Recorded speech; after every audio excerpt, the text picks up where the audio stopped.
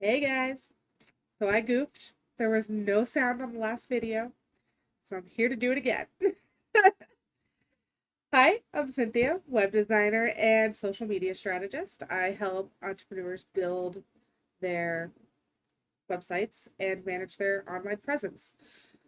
I've been doing this for about 20 years, and lately everyone's been asking me how I'm getting so much engagement on my Facebook posts. So, without further ado, I bring to you 5 ways to keep your friends on Facebook engaging with your content. So, if you're just tuning in, hello, welcome. If you're catching the replay, drop hashtag replay in the comments. And if you have questions throughout this at any time, go ahead and just drop them in the comments. I do come back and go through comments and try to reply to as many as I can. Okay, so thank you for being on. If you're here live with us, tell me where you're from. Love to get to know you guys. And I got to come up with a really solid way of starting these. I'm so clustered and chaotic when it comes to live streams still. I've been doing them forever and I don't know how to structure them properly. Okay, so 5 ways you can keep your friends engaging with your content. Idea number 1, get them talking about themselves. I know this is kind of basic. We're like, well, duh. But I notice a lot of people don't get other people talking about themselves. They're very me on their personal profiles. And a lot of business posts come back stale. You're not engaging with the community. You're just kind of like splatting shit out there and hoping it sticks. So, something to think about is people love to talk about themselves and make a connection with others. Post a request for them to show off their kids, their pets, their latest funny meme find. The post can say something like, show me your cute pets to brighten my day, or brighten my timeline. Self-love challenge, show me your best photo or selfie. What's the funniest meme you found lately? That's one of my favorite ones. My good friend Tarlise, she is a social media strategist, and I absolutely adore her group. She posted probably a year ago now, show me your funniest meme you found lately. And that post to this day still gets comments. A lot of the times when you post on Facebook, the lifespan of your post is 24 hours. After that, it's not getting comments anymore unless you get some creeper trolling through your photos. You're not gonna, that post is gonna fall flat. So, go back and comment your meme on your post again. Refresh your content as often as you can. I highly suggest bookmarking. Have a folder on your bookmarks bar up top that links to your posts on Facebook, content you want to refresh again later.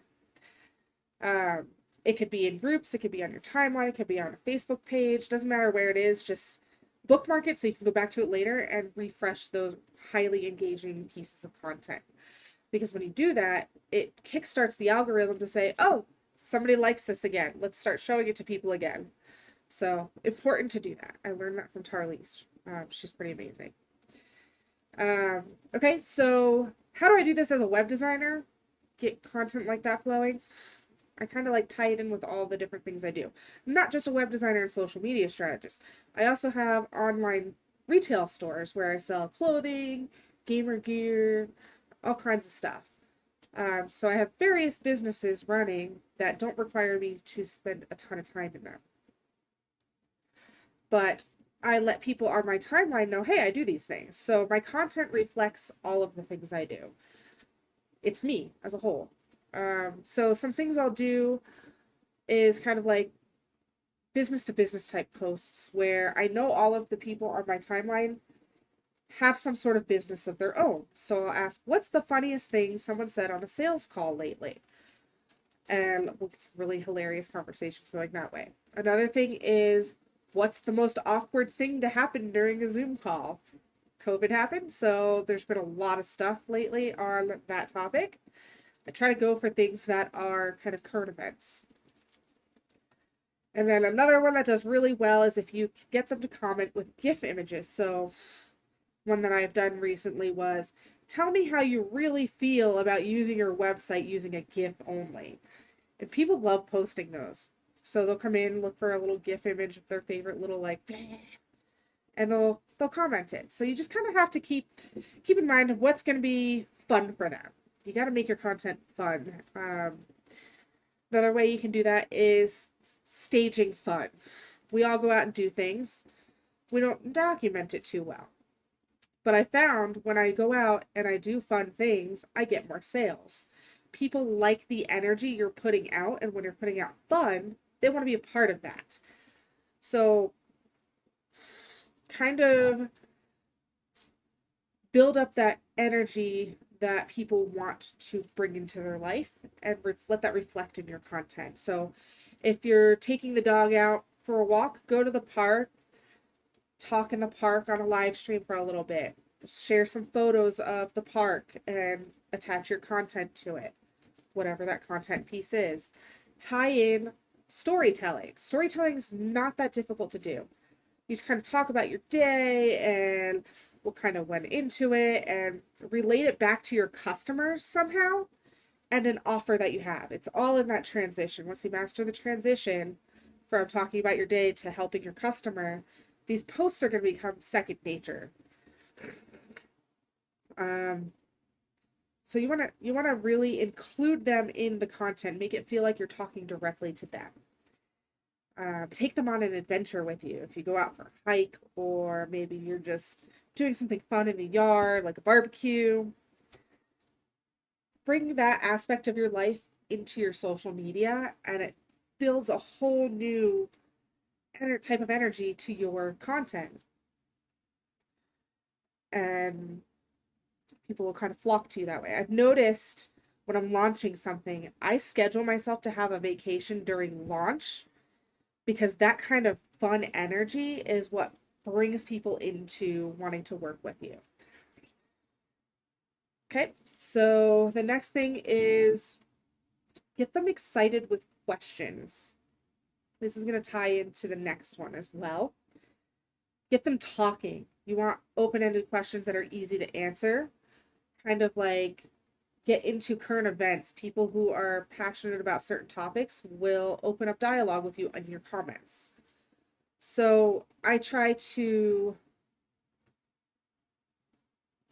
pick a good cause to talk about, ask them to chime in how they feel about it, share their viewpoints. Always end with a call to action. Ask them a question, tell them answer below. That's your call to action. And when you're doing this, make sure you maintain a safe space. You don't want name calling and that toxic behavior to happen, kind of like what happens when you talk super political topics. You don't want your friends yelling at your other friends and then causing this terrible experience and they all just unfriend you. So be a good gatekeeper for your posts on your profile and make sure you moderate the thread accordingly. So I stay away from those super political, really polarizing, angry type things. Just because I don't have someone managing my personal profile, I do that all myself. I don't want to spend all my time gatekeeping and making sure it's keeping the a-holes out. So things you can ask, build up some questions, get some people talking. What's the worst advice a professional has ever given you? Who inspires you most as a professional? Fill in the blanks, like blank when customer service blank. Let them fill in the blanks. You'll get some funny stuff. Like predictive text type memes that we see going around. You can do those on Facebook, just typing them in yourself. You can make your own little graphics in Canva for that. Love doing that stuff. My free group, we have a weekly call where we do stuff like that. I'll talk about that at the end. Ask them how they feel about a certain topic. Point blank. They'll just start answering. Use memes to kind of like illustrate your point of view and ask them what their point of view is, and open, friendly debate. Keep it friendly.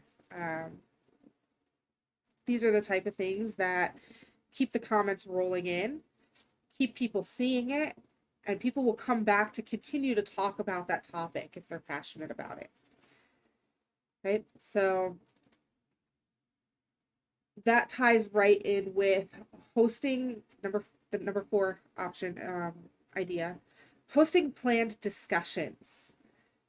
I love doing these. I started doing these on Twitch a while ago with another group. We have like 12 people on a panelist discussion. Most of us are self-employed business owners of some sort, all talking about a topic we all like. Um, you can do that on any platform. This idea came about for me to do this on other platforms because Social Media Day in Denver a few years ago, they had a discussion panel where about 5 people were up on stage in seats and had a microphone each, and the host would ask a question, each panelist would answer, and it was all about different social media platforms, what the best solution is for each one, ideas for getting better engagement like we're doing here. So why not include that in social media and in your business? It's super easy to get people to come on for 20, 30 minutes, an hour to talk about something that they do on the daily. That's publicity for them, and it's publicity for you.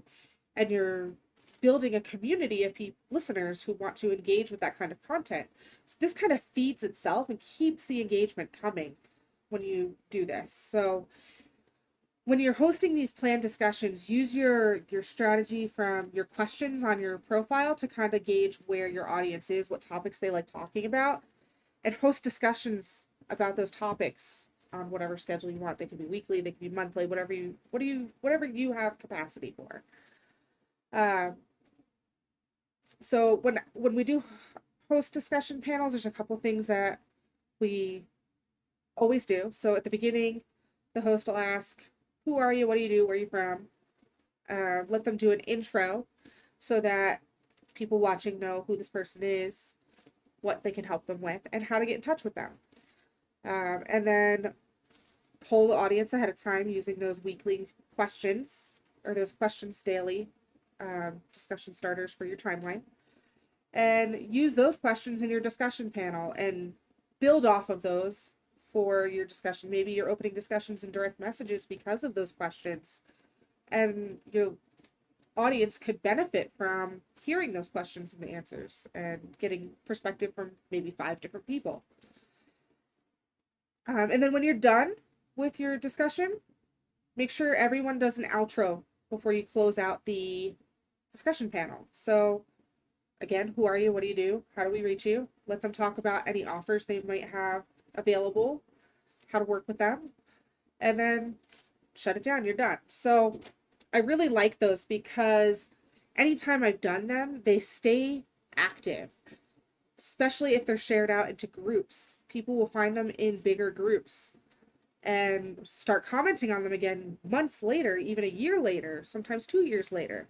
There's content out there that I've done like this that's on YouTube that the creator put it up 4 or 5 years ago, and it's still getting comments and interaction on it. It's an amazing way to get a piece of content out there that has a long lifespan. And if you're doing these regularly, that's less content you have to stress about later. So this is a long-term plan with minimal effort. That's why I really like those discussion panels. And then 5 ties in directly with all of this, getting your content out there. So you want to cross promote it and repurpose your content. This video is going to be on my blog. I'm going to have a transcription, kind of a transcription, like each of the 5 things, some bullet points, basically my show notes that I'm going through right now. I'm looking at them as I'm talking to you, will be on the blog post. That's my content for the blog. And then I have the video that I can put up on YouTube. It's streaming to Twitch right now. It's streaming to Facebook right now. I can put it in my Facebook groups. I have like 5 different groups that I can post it in. I know about 20 different group owners that would be like, yes, please post this in my group. My users, my members could really use that information. So I'll just repurpose it out like that. And then I have great evergreen content that I can just keep repurposing later. Like I can share this in groups for years to come because it's always going to be relevant.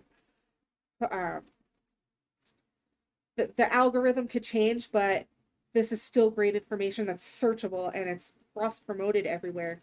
So it's going to be found and reboost the algorithm because people are interacting with it. That's never going to stop. So turn your live streams into blog posts, pin them on bookmarking sites like Pinterest and some Stumble Upon, share them out to other Facebook groups, share the video directly to other Facebook groups, load it in, upload it. People can use my content like this in their group programs however they want. Mini trainings that I do end up packaged into group programs as bonus how-to tutorials, things like that. So this is a solid way to really build up your content bank and not have to stress. It's the best way to do it, in my opinion. If you found this information helpful, I'd love to have you join my free community. It's called The Boss Club. We do a weekly accountability call, Mondays, 10 a.m. Mountain Time till about 2 p.m. Mountain Time. And during those calls, we do what are Pomodoros. It's what I used in college and while I was in the military doing training to have like focused study sessions. And now I use them in my business to do focused task management sessions. The tasks I absolutely hate doing and I keep pushing off and putting on back burner, putting them on back burner. I do those during my Pomodoro sessions so that they're just done and out of the way. And it's a great way for accountability. We all hold each other accountable. We're showing up. We're in the voice chat on the Discord server and announcing, okay, finish this task. Okay, finish this task. Next thing I need to do this. And a lot of times people in there are using this as kind of a strategy support session too. They're asking me, what should I do next? Like I need to get to this point and I don't know what the steps are, so I'm kind of helping them through it for free. It's a great way to get support and build up your community. We all comment on each other's content. We even do content writing sessions. Sometimes we'll use these events for specific tasks, like knocking out all of our content for the month for what we're going to do.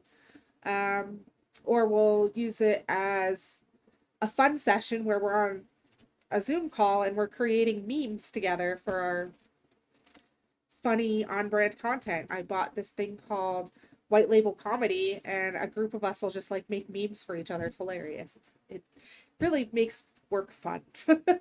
So please join us, the Boss Club. I have it linked in the description so that you can just click the link and join the group. And I look forward to chatting with you all. I hope you all have a great day and a great weekend because it is Friday. Ciao.